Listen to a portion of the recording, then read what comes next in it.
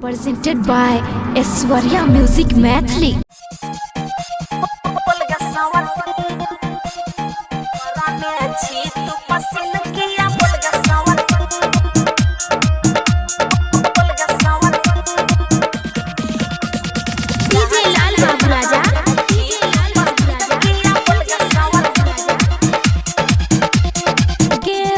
खोकिया किया दे छे हमरा गारी की मन में छगे मुंह संभर ले नहीं त देबो वाही फारी छोटवा कवार देबो सुनी आगे के भई खोकिया किया दे छे हमरा गारी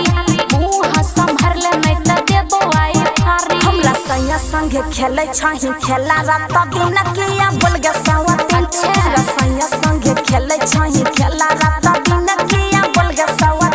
हमरा रहा जाके करने छी तू पसीन किया बोल गे सवतीन हगे बोल गे झोटा लसैर देबो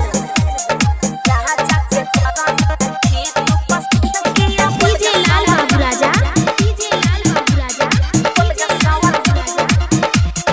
हे गाई तोरा फेरा में हमर सैया नै खाइ छ अच्छा सब चीज तोरे चक्कर में होय छ चल जाय जाना कहै छ तोरा हमरा गरी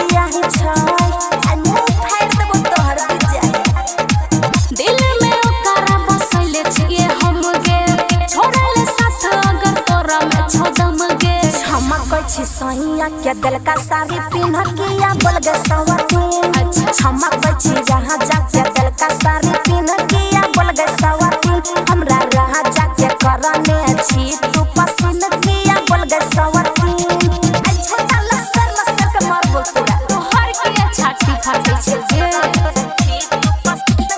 डीजे लाल बाबू राजा बोल गे सवतीन हां चाहिए फोन पर खिस्सा अच्छी बतिया छी के बोल लगे हमरा सैया में किया मांगै छी हिस्सा तोरा के दाबी छोड़ गे बोलता प्यार करे छी ने हम करा छोड़बो झगड़ा करबे त टांग आए तो हर करबो अमर आयुष नहीं रहो तोरा बिन किया बोल गे सवतीन हे गे मनु माई वाला नहीं रहो तोरा बिन किया बोल गे सवतीन बाबू कुंदन नहीं रहो तोरा बिना किया बोल गे सवतीन। Aishwarya digital recording studio Samastipur.